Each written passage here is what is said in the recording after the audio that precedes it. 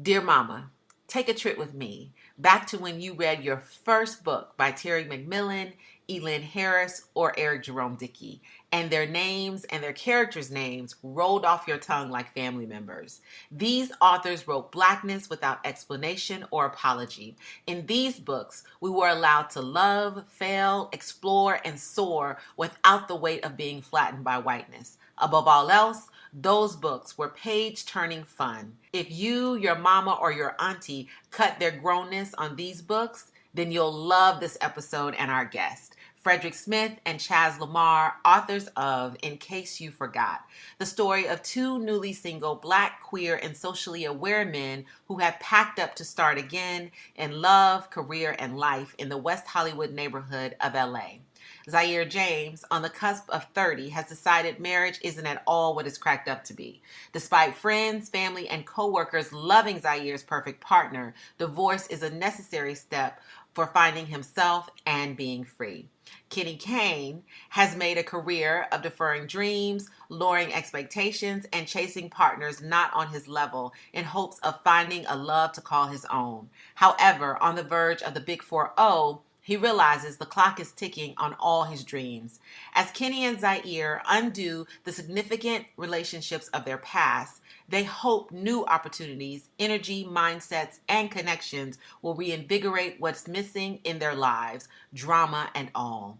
In this episode, we delve into this juicy book and all its layers, the tension and love between Black women and queer Black men, heteronormativity, Black trauma, and healing, and we laugh a lot.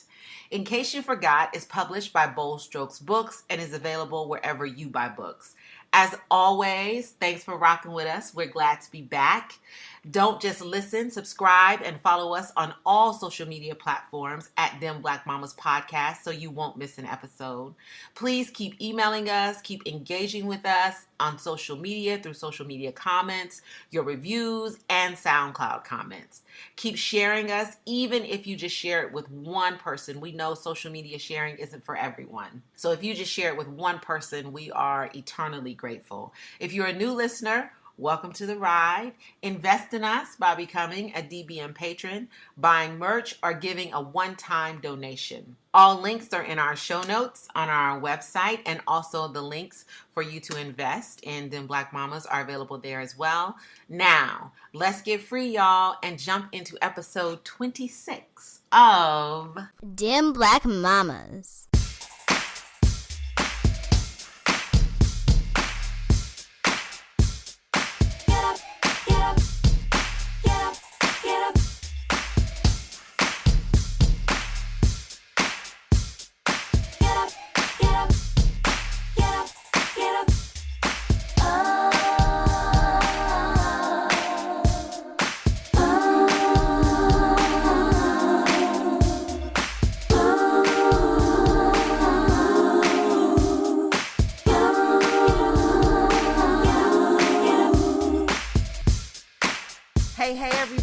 Welcome back to the ride. We have such an exciting episode today. Okay.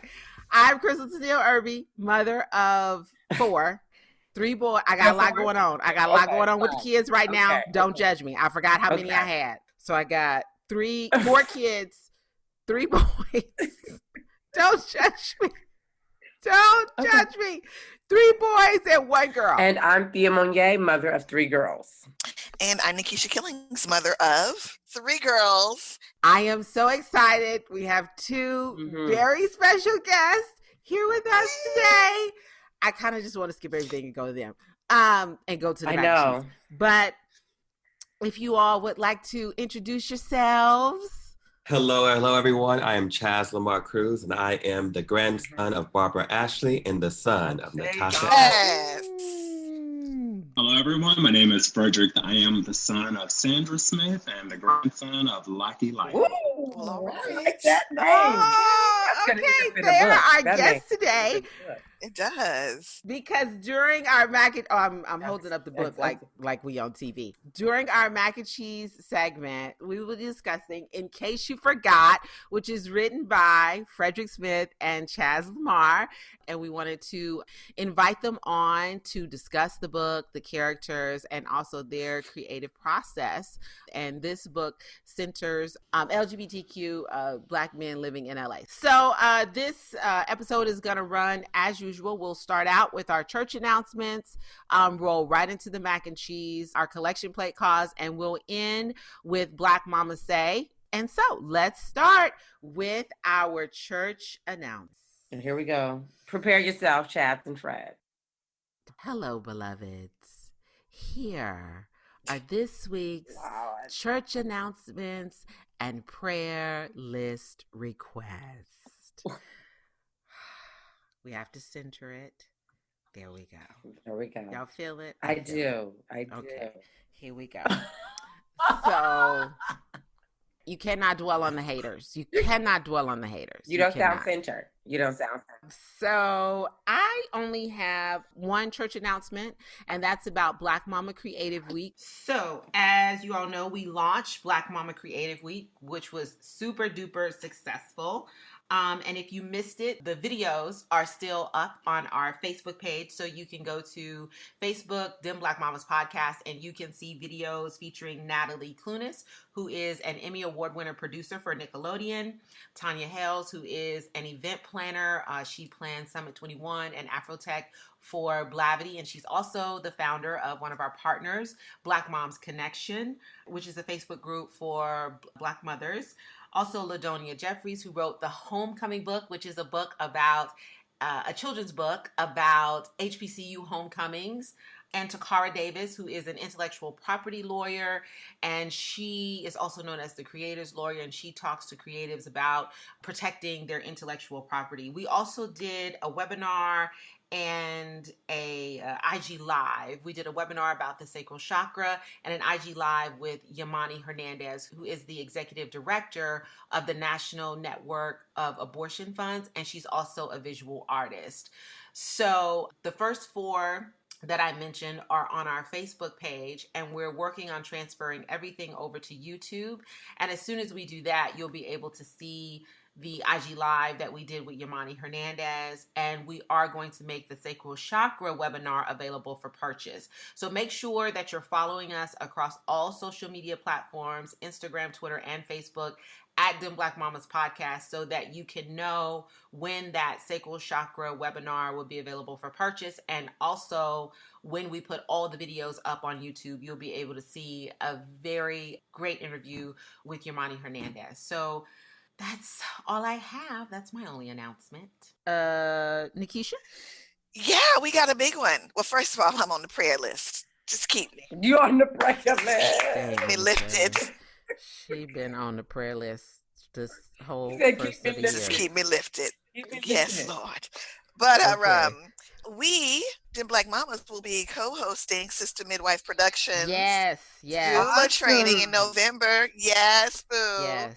So we will share the links, but we've been talking about it. Stay tuned. We are out here trying to train up Black doulas and those who are interested in being trained in a way that is really grounded in African ancestral practice. Yes. So get you a piece of this. Get your monies together. Get your monies Collect together. your coins. Get your monies It's a little more together. expensive than typical doula trainings because it is 2 full weekends. I want to see you there. Thea, what you got? I have a lot.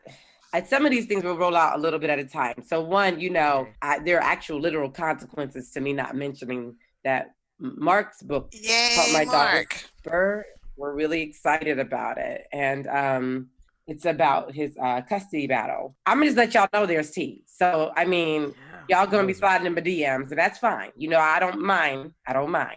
But there's tea. I had to read it myself and be like, so we're just gonna talk about it. Okay, well, we've changed names to protect the innocent and the guilty.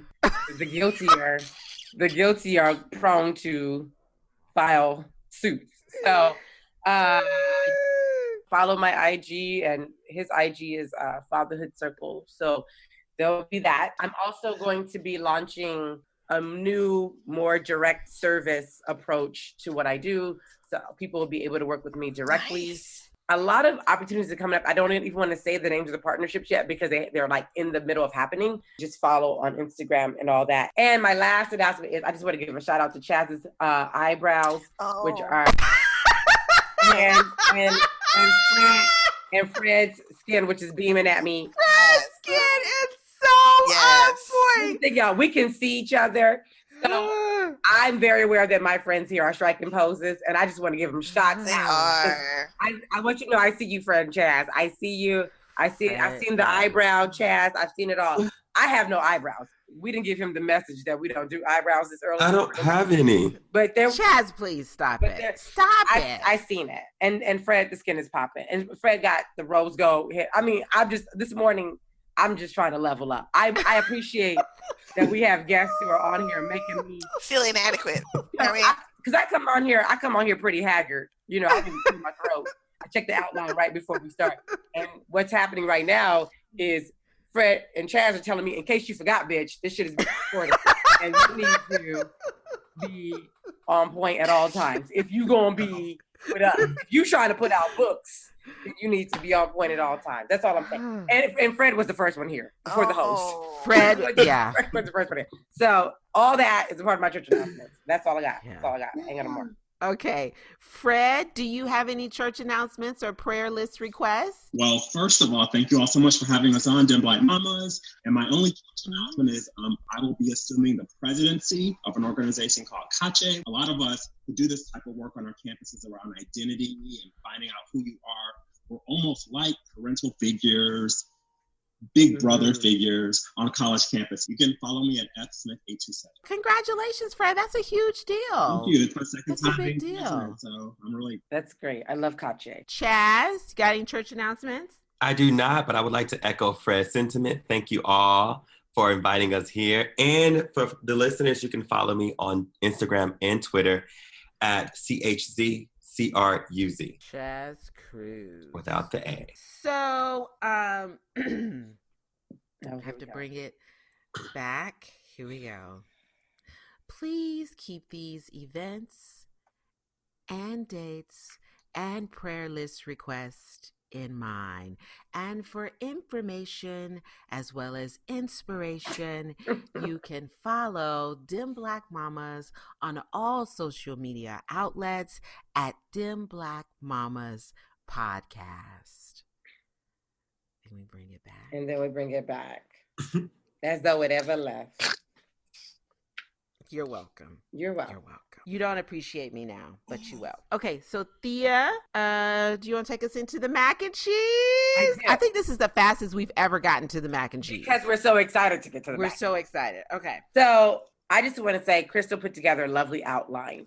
And it's rare that I'm the one in our friendship that goes rogue. Here we go.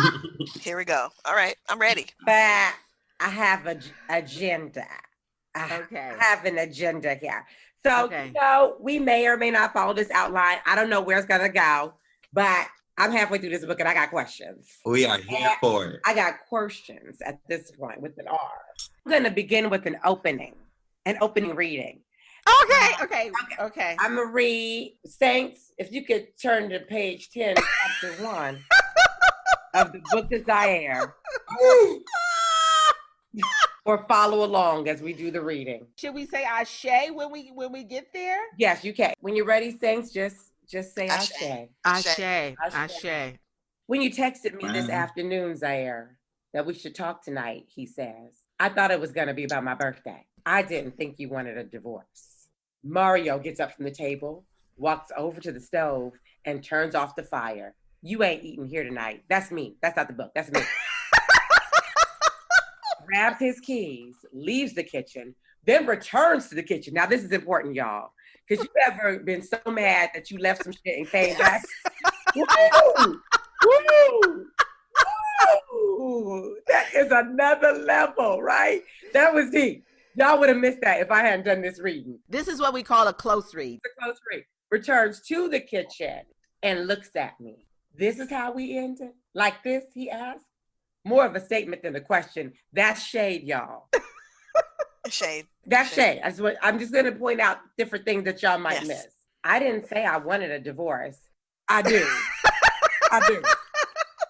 And that statement supports the shade from the previous statement. No lies. Mario's basically like, I ain't dumb. I know what this is, right? Okay.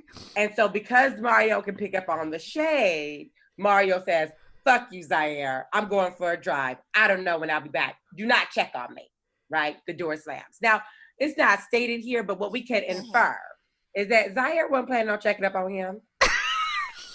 Because from what Zaire had said, you know, Zaire was trying to find a nice way to say this, but really was like, okay, this is kind of working out. You leaving for real this time, or you gonna return to the kitchen like you did last time, right?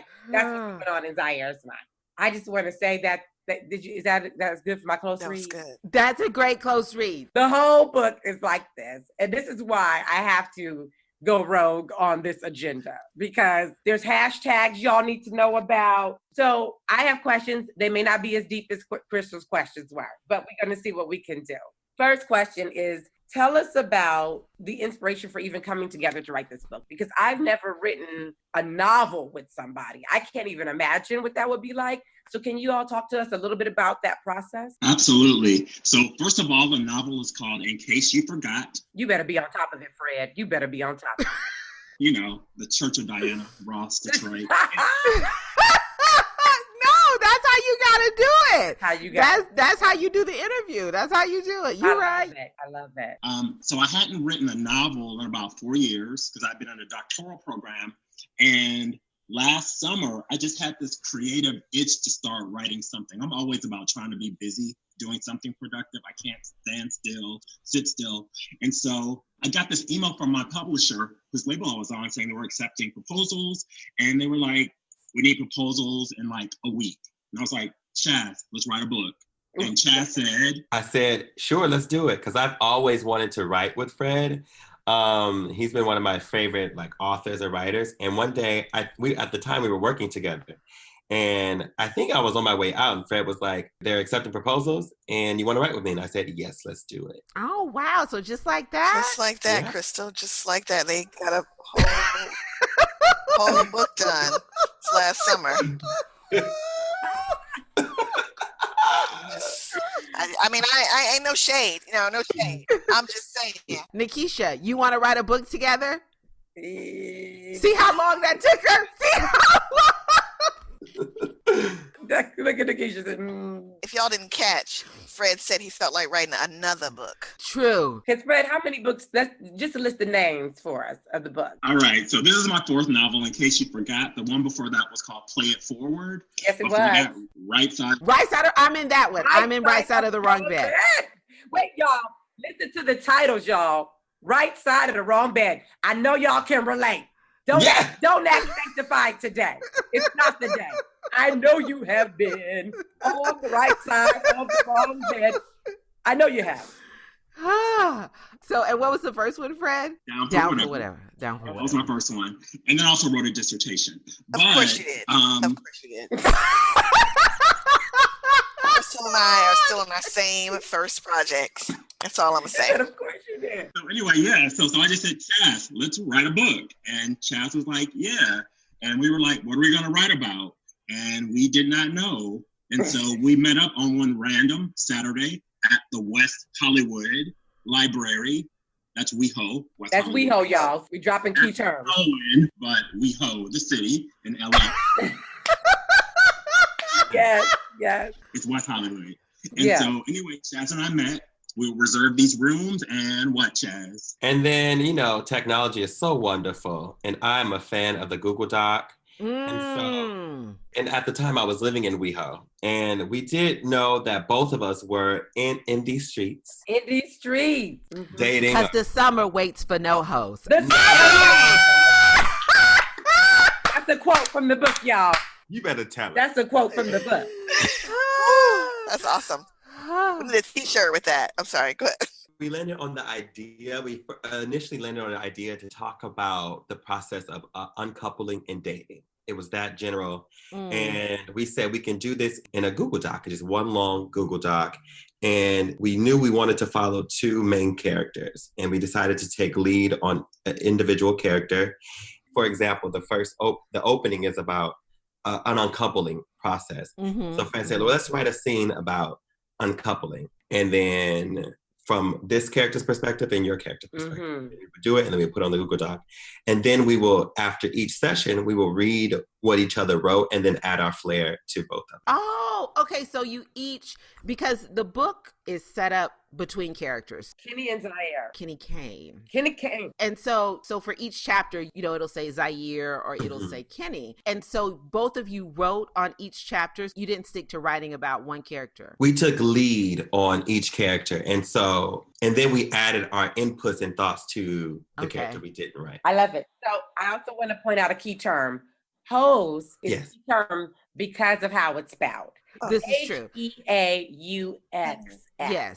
Yeah. It's proper spelling. Okay, so it's derived from the French, I think. I don't know. It is taking truth. It's keeping honor to Louisiana roots. There you go. It's a whole. Oh. Oh, it's a whole. Okay. Oh, it's a whole. Okay, I didn't know. Gotta school us. Okay. It's just one whole. Just one whole. Okay. So y'all see that? That's why we have to break it down as a key term. Because y'all thinking hoe, the traditional hoe. Like the regular ass LA, New York, Chicago hoe. And this is a special breed of hoe straight from New Orleans. Everybody ain't created equal. Diversity is important. We hoe, we got you we hoe, and we got you hoe. Okay. Gotcha. Okay. What I really, really like about the book is I like the multiple character because that reminded me of 90s lit. Yeah. And I didn't even know 90s lit was like a thing until I started reading this. And I was like, this is so like reminiscent for me. Let me tell you, what I mean? This is Terry McMillan meets Elin Harris. Is Terry? No, you're missing somebody. You're missing somebody else. Terry McMillan meets Elin Harris meets who is the father of 90s lit? Eric Jerome Dickey. Oh, yes. The multiple characters reminded me of Elin Harris. Yes. The family connection. But Terry McMillan, too. Yeah. Terry McMillan did the movie. Yeah, that's true. That's true. And there's a nod because his character named Savannah. Waiting to exhale. I peeped that. Also, the family connections are definitely reminding me of like how Terry McMillan talks about family relationships. It's just a different language and a different pace and a different feel than novels that, we're reading today. Yeah. What reminded me of Eric Jerome Dickey was the landscape. The landscape is so detailed. You know exactly where they are in LA. The thing I always say about Eric Jerome Dickey is before I even got to LA, Eric Jerome Dickey taught me my way around LA because the character didn't just say, I'm driving to such and such's house. The character was like, I got on the 10, and I took the 110, then I took the 101, then I turned left on whatever street. And so it gave you like such a clear picture. And I think Kenny's character does that so much. Like when he's talking about his runs through, the neighborhood, like the city, the landscape is very clear. So I'm not done yet, but it was really reminiscent of 90s literature. I don't think that that's something that we're seeing today in works today. Yeah, it absolutely doesn't happen that much anymore, but those were all my inspirations. The first books that I either bought or snuck and read were Terry McMillan, Elin Harris, I had to sneak. Eric Jerome Dickey, kind of had to sneak those too because they were a little bit racy for like a kid and things like that. But yeah, I love that 90s literature. Yeah. I wouldn't say it comes out in the names too. I have a list of some of the blackest names you're going to hear in literature. They're great names. This is one thing Fred, in all his books, Fred picks the blackest, names. I want you to know. I got that name skill from the writer Pearl Clegg, who is a 80s, 90s, 2000s writer. And I had the chance to meet her a few times. And she would always say, make your names so authentic so your readers can see people like they know in your name. Yeah. Let me tell you, we all know a Kenny Kane. Okay. We all know a Kenny Kane. And we got a Langston. We got a Harlem. As soon as I see that, I'm like, who that? In my head, like you feel like you know somebody who has that that name or that energy, and it ties you right directly into that character. I think it ties you to energy. I think that's the thing. It ties you to a certain because Brandon hyphen Malik, I was like, oh, we know that nigga. Yes. Oh, we know that. Yes. I have a question about that. About the hyphen? About the hyphen. His name is not Brandon. His name is not Malik. His name is Brandon hyphen Malik. Mm-hmm. Why Brandon hyphen Malik? Why not just Brandon? Why not just Malik? Why Brandon Malik? Well, I don't know. I mean, it was a random name that came to me, but I initially thought about Malik, and then I was like, no, it can't just be Malik because I want that kind of that he black, but that his parents had some aspiration for some pureness. Sweet but sweet. Yeah. Oh, I love it. And wait, this is real though, because Black parents have to decide all the time between a name that'll get your kid a job and a name that'll represent, right? So in this case, Brandon Malik's parents said we want both. We do. And it's the time when he gonna just be Brandon, and there's a time when he gonna be Brandon Malik. I got you.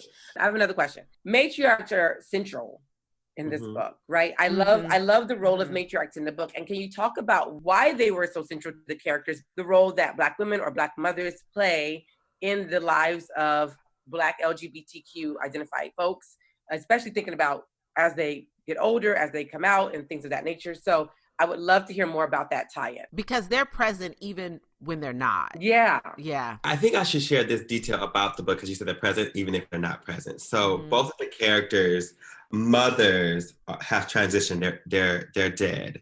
But their essence and their story is still within the book, the novel. Very much. And I think that rings true in both of our personal lives. In my personal life, I lost my primary caregiver, my grandmother. And a few years ago, her essence is forever like with me. And so in everything that I do, my granny is still there somehow and is woven in every story. And that's similar to the Black experience. I think that femme energy, women energy is always central to like Black identity, even if your mother is not present. There is still a femme-ness to the Black experience that grounds us and also inspires us. It is. Yeah, that's beautiful. I said it better than I could say it. And yeah, I think that the absence, yet the presence of both the mothers and the grandmothers in this novel very clearly influenced the lives of Kenny and Zaire. But the relationship with the sisters. Yeah, that's what I was thinking very too. Strong relationships with their sisters, whether they're just strong. That's the word we're going to use. Very strong. Strong sisters. Okay, that's a choice. Who are very influential in their brothers' lives and also very interested in. Again, influential. We're going to use the word influential. Gotcha. I just want to be clear on the language that we're using so I can be consistent. Okay, go ahead. Diana. I'm taking notes from the School of Diana. Very influential in their in the queer lives of their Black brothers too. Whether they were accepting, whether they're on the fence about accepting, etc. And that's very much like real life where, you grow up with a sibling and you love them no matter what, but you still have judgments or thoughts about the ways in which they are living their lives. And I think that's very much represented in the sibling relationships. Absolutely. I love that. I love the way that it's presented and not told in terms of this sibling relationship. And sometimes it's a really hard thing for a writer to do.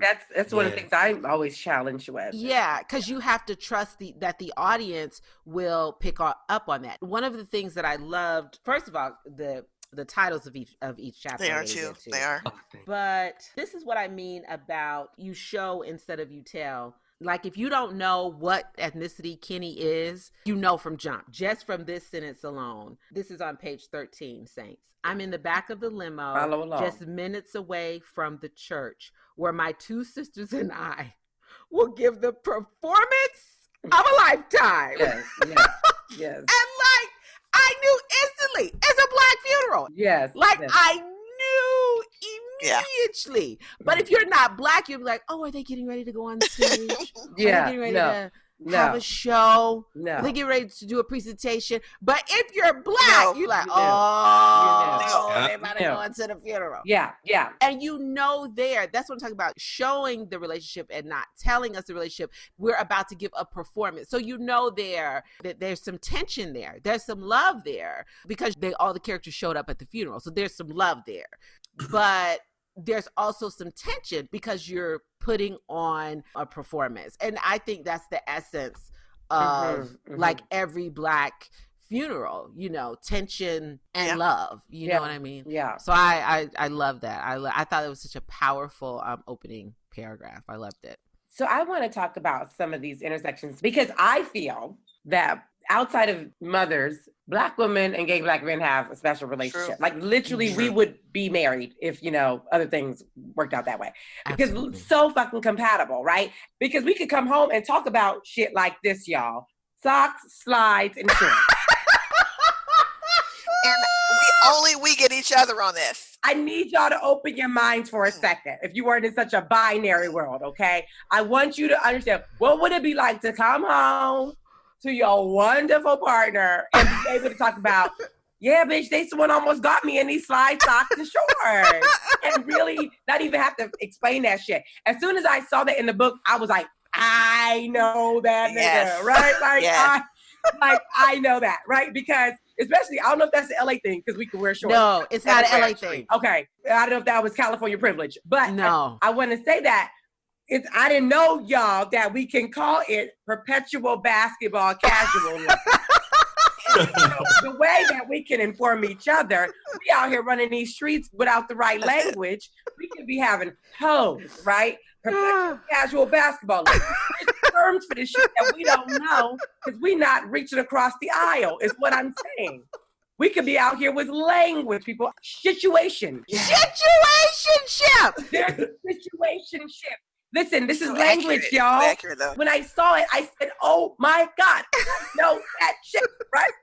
And here I am walking down the street talking about it's complicated. Bitch, it's a situation. It's a situationship, right? Part of why we wanted you all on the show. It's like, there's so much people don't reach outside of their own identity markers to understand and find out. There's so much that we don't know and can benefit. This is the true, not just the marketing white supremacy version of diversity, but really being able to be like, oh my God, you have already created language for a shit that I'm dealing with and talking about that I don't have language for, and any other way, vice versa. And I do think there is a natural symbiotic relationship between Black women and queer identified Black men. I haven't read as much fiction lately because, it can wear me out.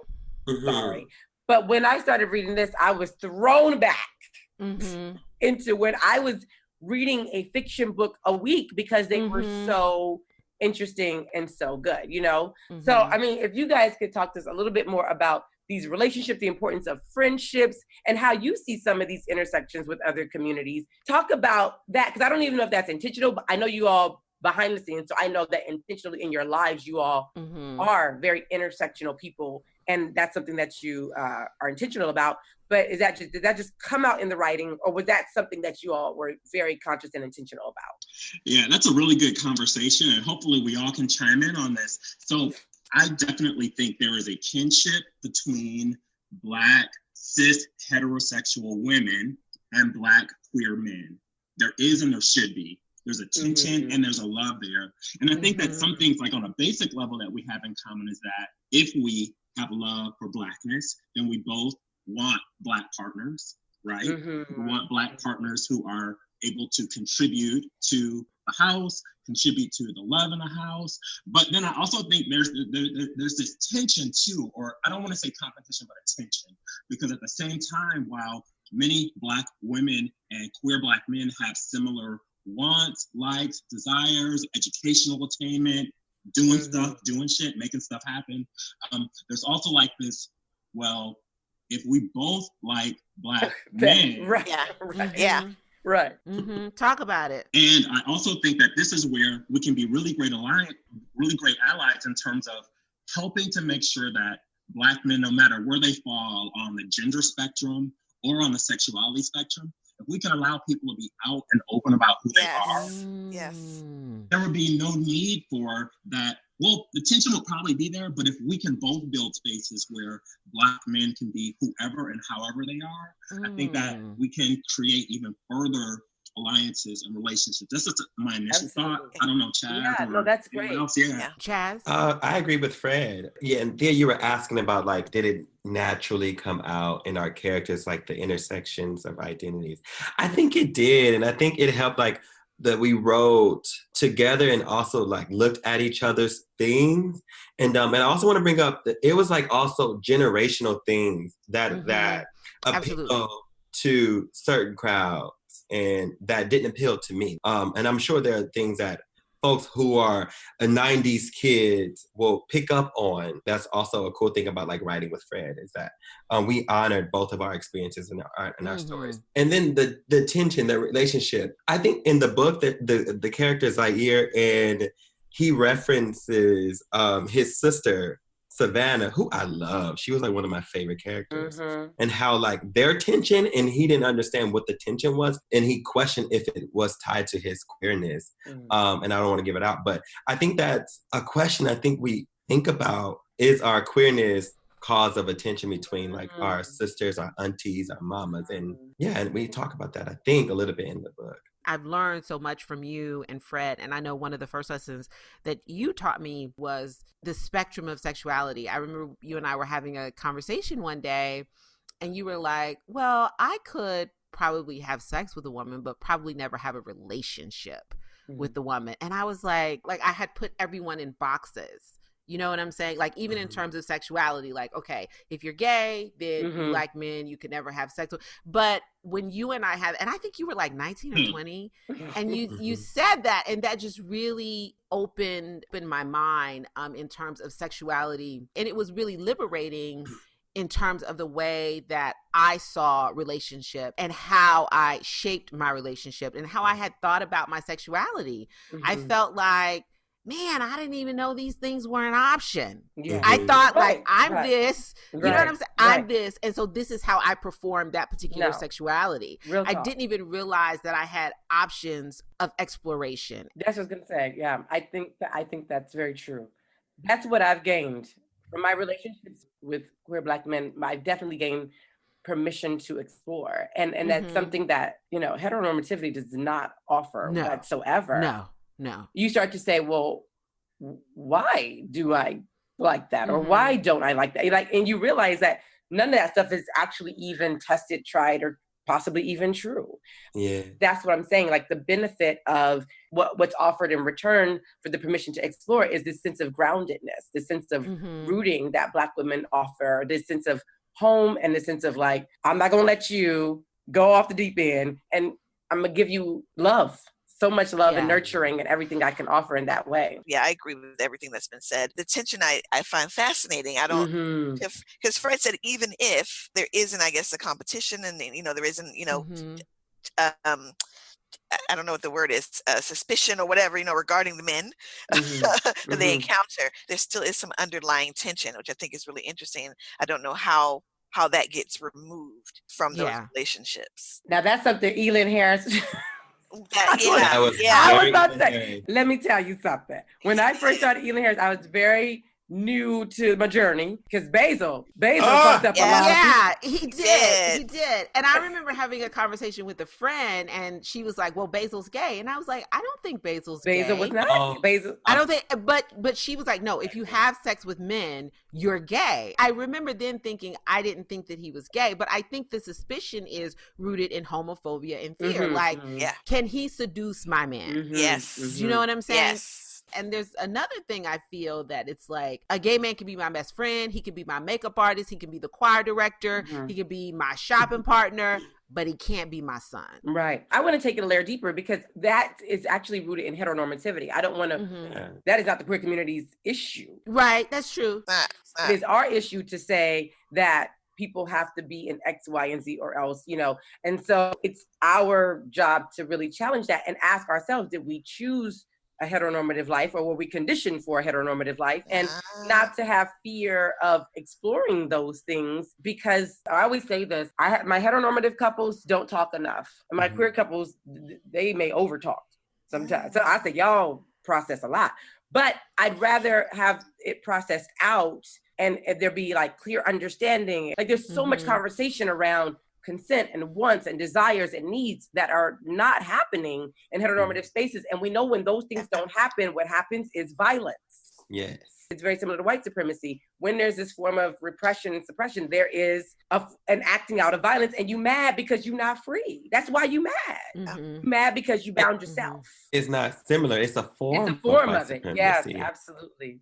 Yes. You know, because if a heterosexual Black woman has gay Black male friends, but has a fear of bringing her male partner around him, then I do think what needs to happen in that is a conversation about sexuality. Yes, that's what that indicates. But I think the Black man feels like, well, if I'm really honest about it, like, is she going to say? But let me say, the flip side of that is that I will frequently text Fred and Chaz about some shit some Black man done did in the news. Who do you run to when they fuck it up? You be like, look at that shit.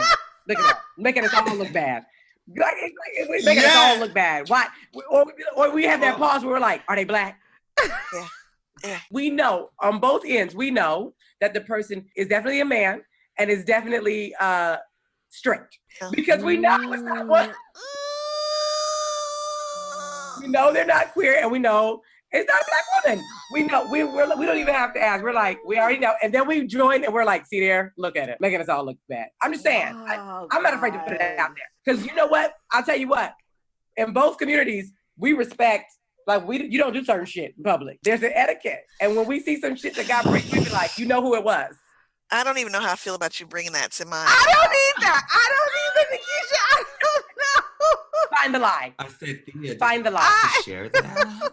Find the lie. Are we getting free? Are we getting free? We are. Are we getting free, I'm ho? here for it. Come on, ho. Come on, ho. I love that. So, okay. My last question before I wrap up is about mental health in the book. I really love that mental health was explored in the book, and it's still very stigmatized. And you see Kenny's fight with, like, Kenny knows he needs to go to therapy. Kenny talks about it, but then, like, the struggle to actually get there, right? Yeah. And so please talk about that and share about that, and like why you felt it was important to put in the book, and what you hope that putting in the book maybe creates. Okay, yeah. So mental health, seeking help for issues that we're dealing with are always stigmatized. And I thought if there was any social issue that, and Chaz and I talked about this, if there was any social issue we wanted to tackle in addition to being Black and queer, was the need to normalize seeking help, the need to normalize going to someone other than a church, other than a best friend to heal what hurts us.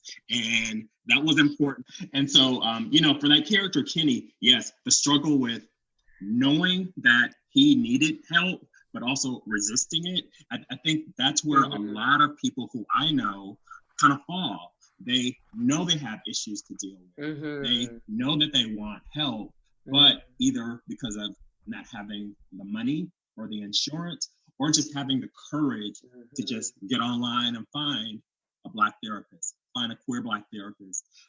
There are things that hold people back, and we really wanted to explore that in the lives of Kenny and Zaire. Kenny does choose to go, and in the course of the novel, you will see that Kenny has two therapists, one that he starts with and one that he ends with. And I won't give away who it is that he ends up with, but it's a really wonderful journey. And I think it's so beautiful just to see how this character, Kenny, decides, I need help for all these transitions and changes, the Brandon Malik's and the other issues that were going on in his life and everything.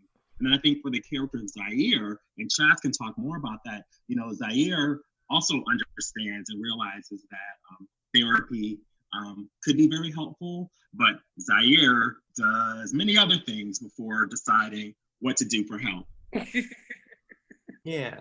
And I think both Fred and I, we wanted to normalize things that are actually normal in our personal lives into the book that may not be normalized in many other lives. And so when y'all were talking about like the spectrum of genders and sexualities, that is quite normal in my life. And like the conversation of wellness and mental health is quite normal in my life. And we wanted to show in the ways in which they are normal, the healthy ways and unhealthy ways, both. And so Kenny is on one journey with therapy, and the character Zaire has a lifelong experience with therapy, but then chooses not to be in therapy for quite some time. And then, yeah, like Fred said, partakes in other. So I have a question about Kenny, because this is something that came up for me when I finally went to therapy.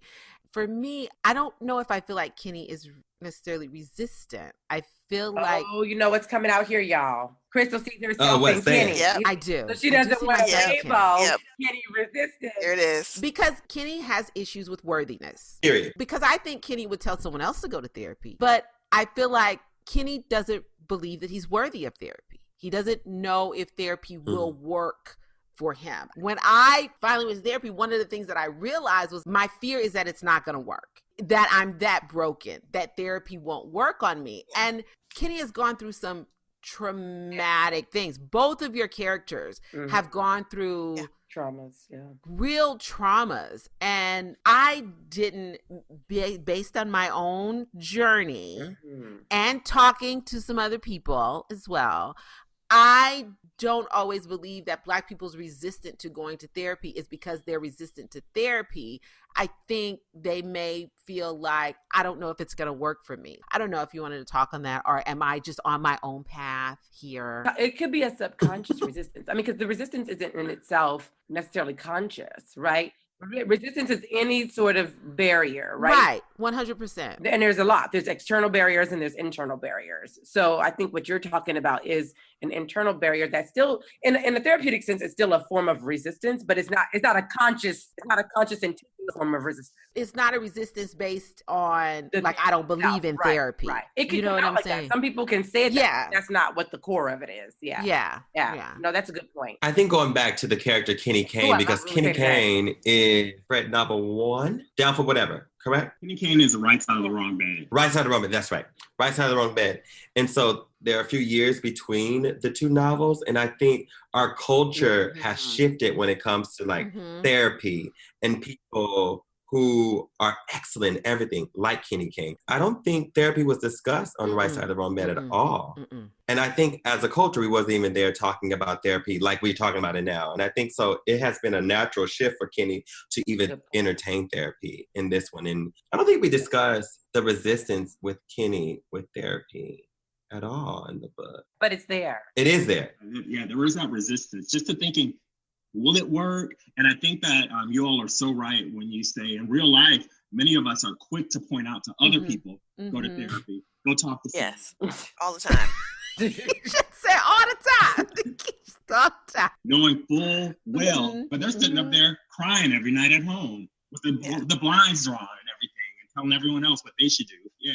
I do want to talk a little bit about the trauma. The characters have been through so much. And as a writer, I was always taught that you should make your characters climb Mount Everest to get to whatever they want, because every character wants something in the end, and you should make them climb Mount Everest to get it. And you guys definitely do that. Do you feel like your characters are rooted in their trauma? Like Black people, I don't think we take note of. No. We just chalk it up to that's the game. That's racism. That's the world we live in. I frequently have to, with Black clients, go step by step and point out that was traumatic. That was abuse. That was violent. That was this. That was that. We have been, and in Brown communities as well, have been very, very, very conditioned to view violence and trauma and struggle as a rites of passage and something that we do not complain about because it builds character and it builds da-da-da. And so I had a client this week who was violently attacked. And this kind of intersects with gender norms because he identified as a male and his partner identifies as female, could not register that this was a form of domestic violence at first. I had to slowly break it down. And that's really dangerous for us not to be able to recognize when we've been traumatized, and this ties back into the embodiment work that we keep talking about on this podcast and other work that we're doing, is to survive the traumas historically and disassociate so that we can survive them has caused us to be in a space where we don't even recognize that we're having and experiencing something traumatic. But so part of that resistance that you're talking about is more like, I shouldn't feel bad. This shouldn't be hard for me. And it's like, why wouldn't death be hard for you? Why wouldn't violence be hard for you, right? But we're conditioned to think, I should be able to do this. I should be able to work 4 jobs and go to school and do.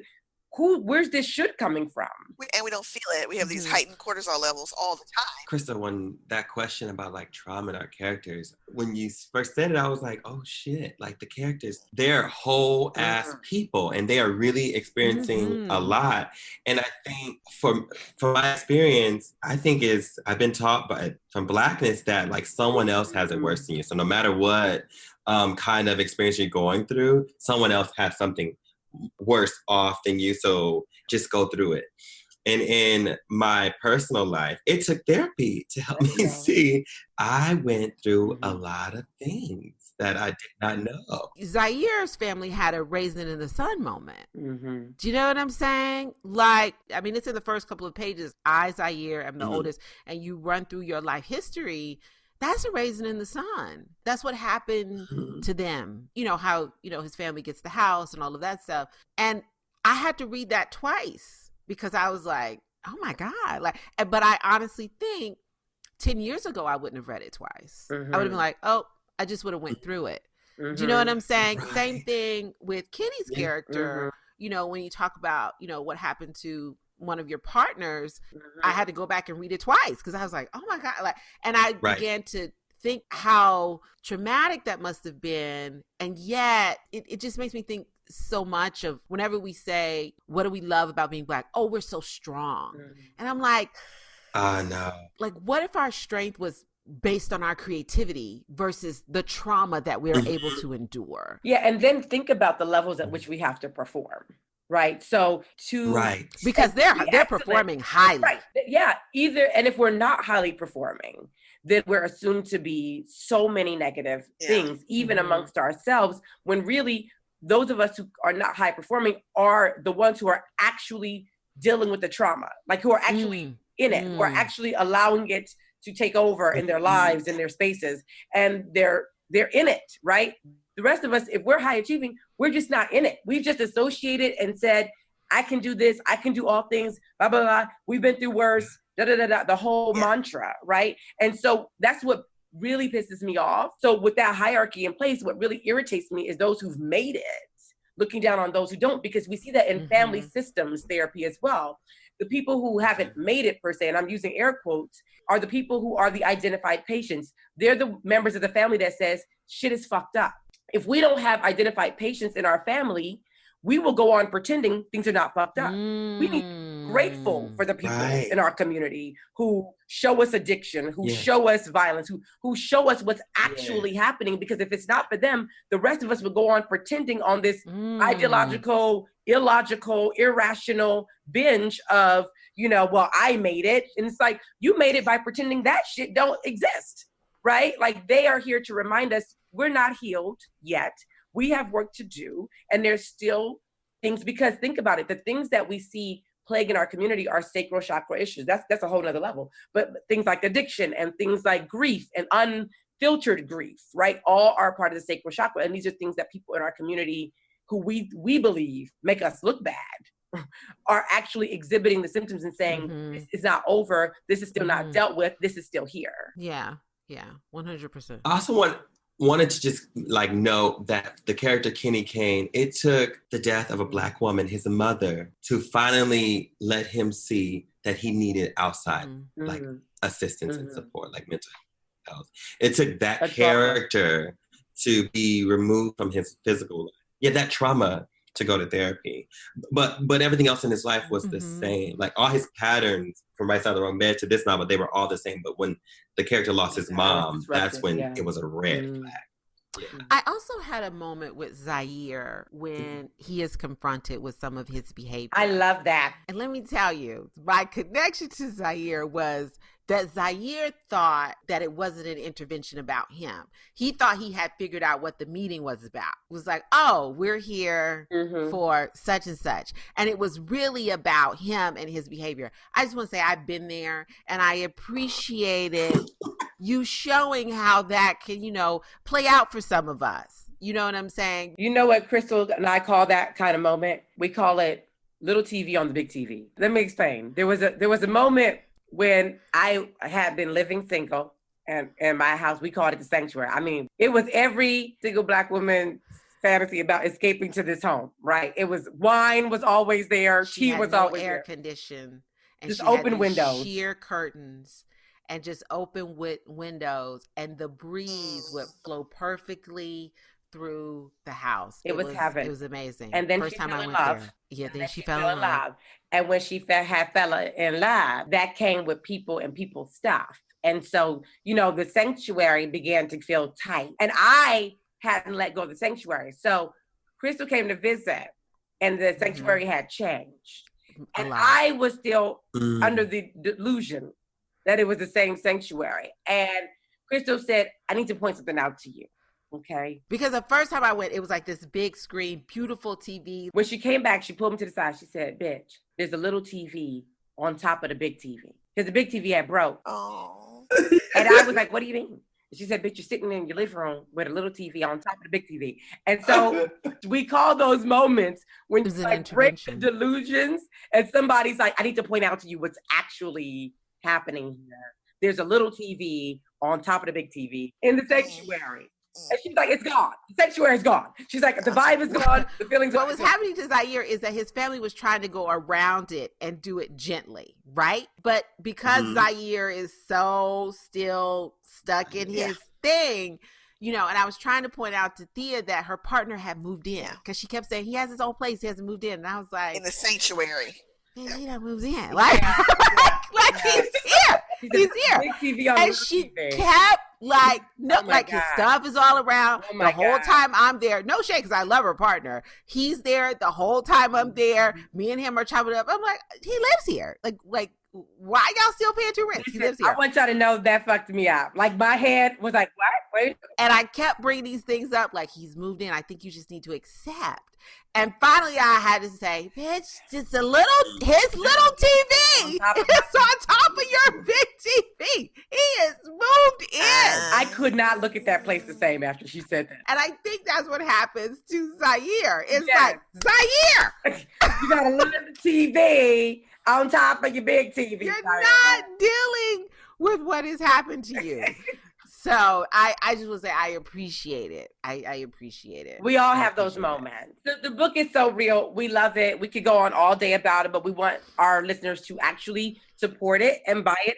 And just to make sure you do, I'm going to go out as Kenny Kane. So, okay, here we go. Saints, we are turning to the book of Kenny. I believe it's chapter 4, page 39, Saints.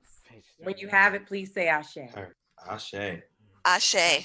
Oh, Ashe. Ashe. Okay. We're going down to the third paragraph. Okay.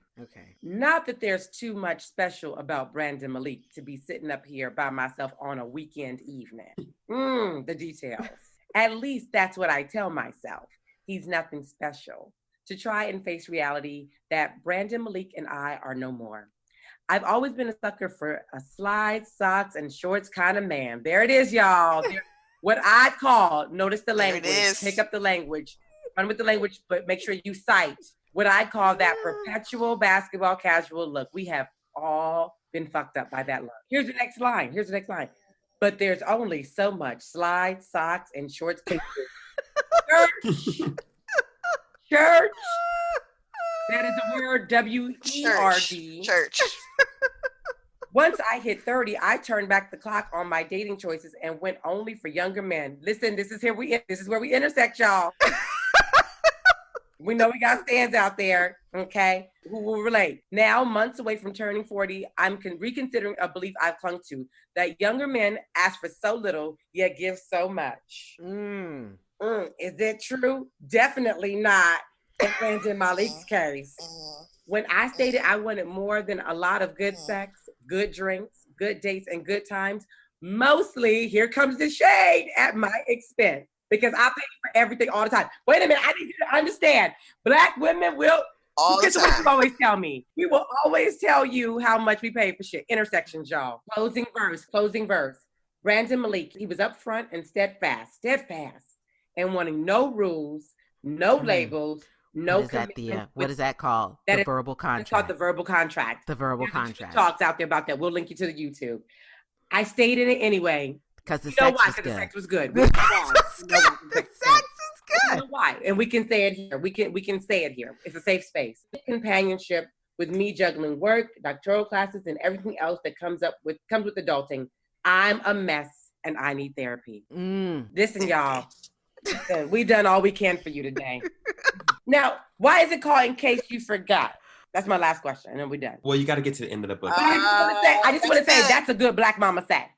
So in case you forgot who brought you into this world, in case you forgot who washed them drawers, in case you forgot who made that meal. You know what? I wanted to share that it was inspired by some of our favorite authors like Terry McMillan, who uses titles like that. Like it's totally like Black woman. Yes. That's a Black mama sack. That's going to come up this year in 2019.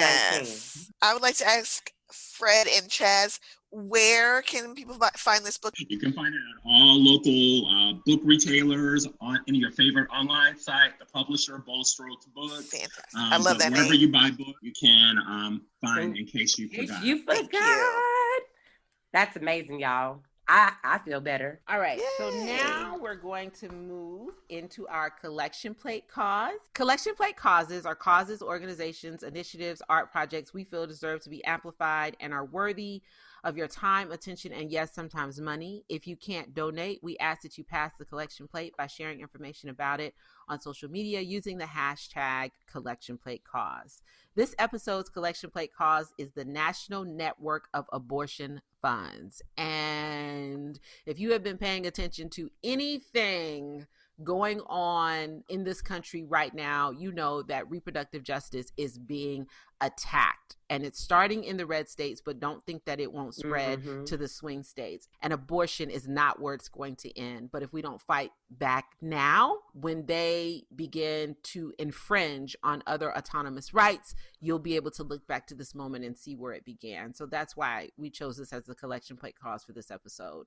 Under the leadership of their executive director, Yamani Hernandez, a queer Black woman creative, the National Network of Abortion Funds builds power with members and organizations within their network to remove financial and logistical barriers to abortion access by centering people who have abortions and organizing at the intersections of racial, economic, and reproductive justice. NNAF values are intersectionality, autonomy, collective power, and compassion. We Testify, a leadership program of the National Network of Abortion Funds, is dedicated to increasing the spectrum of abortion storytellers in the public sphere and shifting the way the media understands the context and complexity of accessing abortion care. Learn more about National Network of Abortion Funds at abortionfunds.org. Please donate to them, buy merch, see what they're doing on a legislative or legal level to push back against the attack on reproductive justice. And if you have a collection plate cause in mind that you feel needs to be amplified, send us the information. We are specifically looking at things that focus on Black women and dismantling systemic and institutional oppression. I encourage all of our listeners to really not go silently into the night on this issue, and understand that when we're fighting for Black maternal health, that it's rooted in reproductive justice, that the attack on abortion and banning abortions is deeply, deeply rooted in systemic and institutional oppression, because there was a time in this country where Black women would have chosen not to bring children into this world during enslavement, but they were forced to because it was convenient for their capital. And so you have to think now, why are they pushing this? Why are they pushing this? How does this feed capitalism? You really got to think deeply about that. How does banning abortion feed systemic and institutional oppression?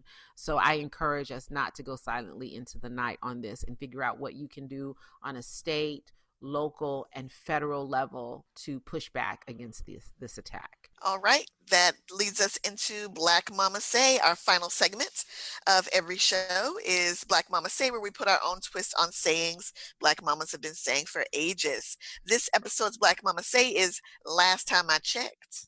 All right, Crystal, what you got? So my last time I checked, and this is a shout out to Nipsey Hussle. This is a song that he had. And I know he got to sing from his mama, and probably his longtime partner, Lauren, because she's a real LA chick. She's a real LA chick.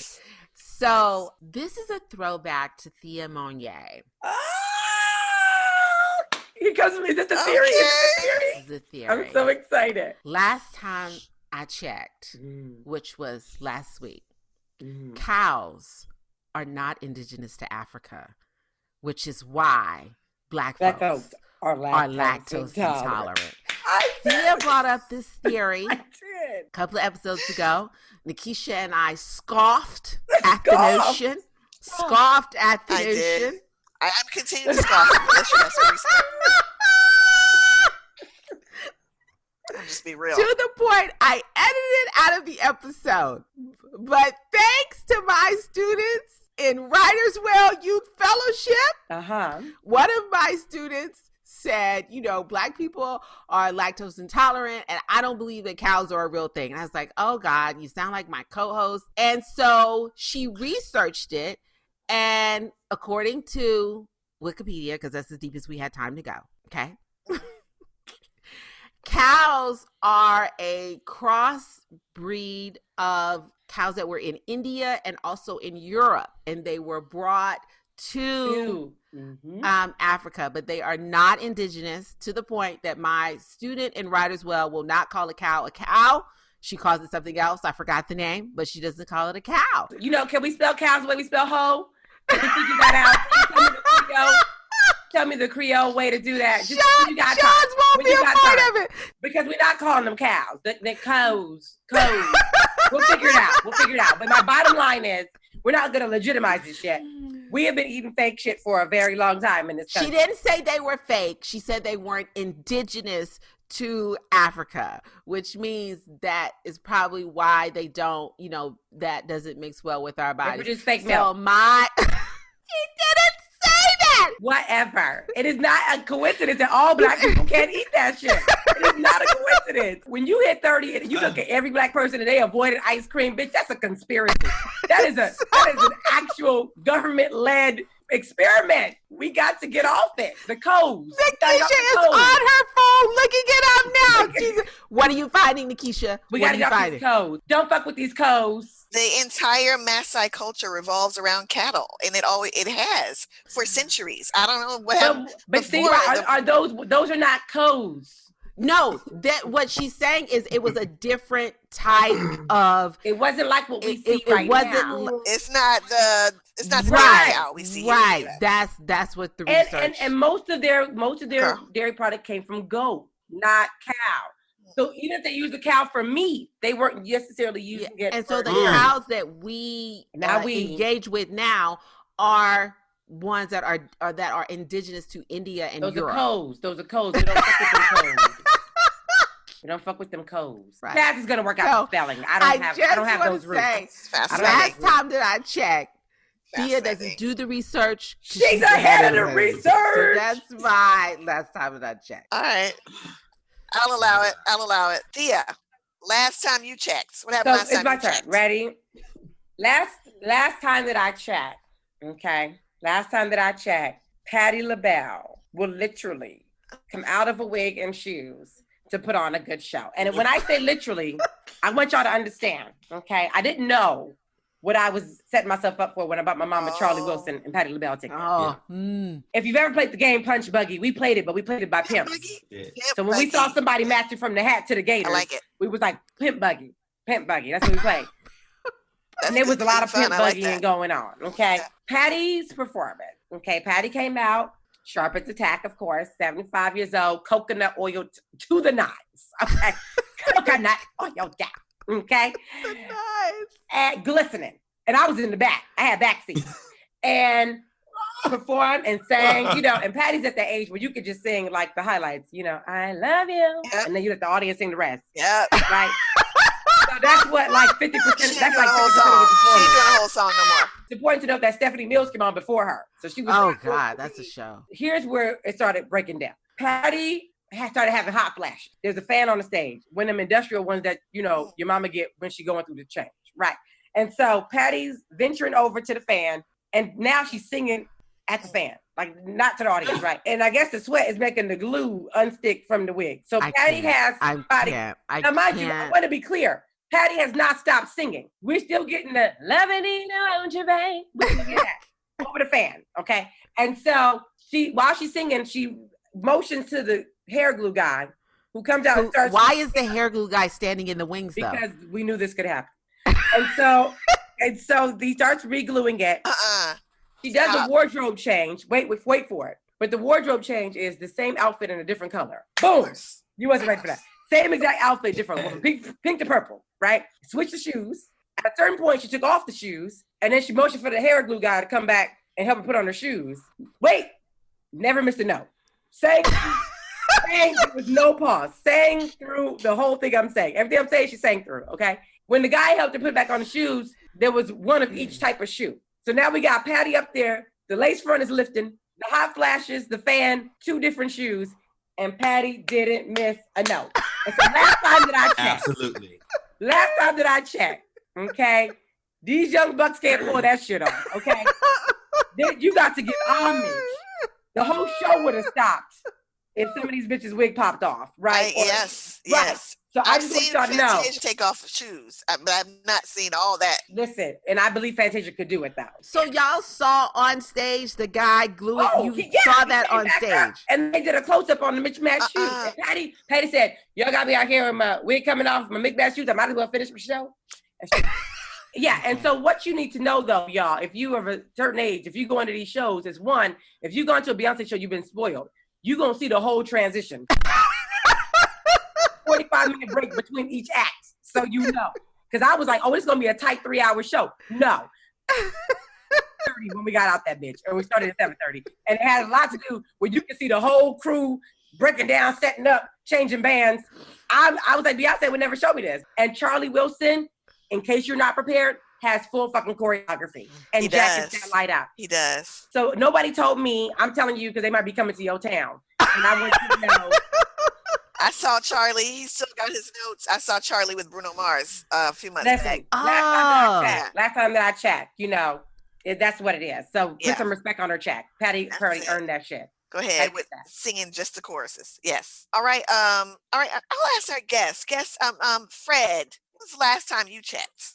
Last time you checked. Last time that I checked. You know what? Last time I checked, I am big on Twitter, and there is this funny Twitter feed I've been watching this morning. Last time I checked, about, I think it's called Authentic Negro Dissertation Titles. Yes. I saw that. Yes. It's hilarious. Stop right now. It's so good. Fred gave the clean version. The one I saw was real nigga dissertation. But same, very same. Yeah. Look up that hashtag. That is the best hashtag right now. It's amazing. It's like all our Black mamas say put into official dissertation titles.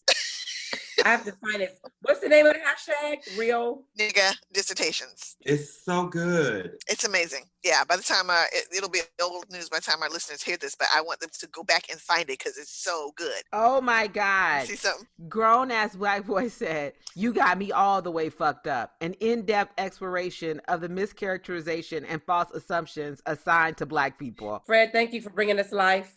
It's a beautiful thing. It's the best thing on Twitter right now. It really is. Thank you. All right, Chaz, last time you checked. I'm a default to that, what Fred just said, because that's the highlight. A good one. Yeah. It's a great one. Let's see. For me, when I had to go back old school, thinking about how my parents used to say this one to me and how I hear myself saying it nowadays to my little people. Last time I checked, lights won't free. Turn that shit off. The dissertation title. That's a dissertation title. Yes. An in-depth exploration into energy saving of the African American. Yes. Yes. I'm laughing, Nikisha, because I say that all day. Oh my God. When I walk out this room, every light in the house will be on. Every light. I do it with the water too. I'm like, ain't nobody In that shop. brushing their teeth straight through the water. Right. Pretending like ain't nobody doing that. That's all I got. That was good. Here's another dissertation title. It needs to soak overnight. A history of youth resistance as unpaid labor in Black households. Wait, I know you heard me. A discourse on the strength of speech, repetition, and authority in Black. I know you heard It's me. amazing. It's so good. It's the best thing out there. It is so good. All right. This is it, people. Follow us on Facebook, Twitter, and Instagram at Dim Black Mamas. Part is coming up. It's always Yeah. it's the same. I don't. every time. Whatever. It's, oh wait, hold on. Oh God, on my mama and everything I love. An in-depth look into the meaning of sincerity and unbroken promises. It's the realest one. The realest one. Oh, my mama and everything I love. Oh my mama and everything I love. And don't forget to check out our website. She found it. Bless her. I did find it, dimblackmamas.com. You can also send us your thoughts about the show, SHEAUX. Show us ask us a question at dimblackmamas@gmail.com.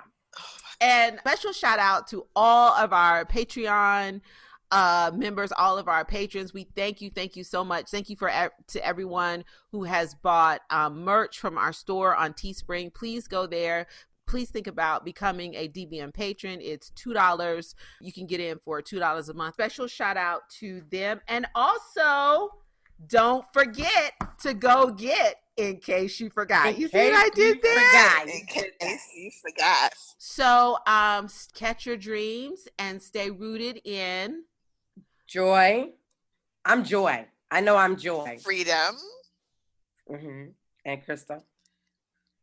Abundance. Abundance. You did not know because you was judging. You were so busy judging, you forgot your own shit. So busy judging.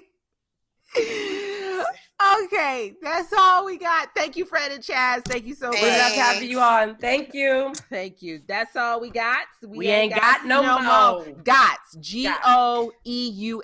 Gots. No, that's not the same. See, she did it wrong. Did y'all see that? Nope.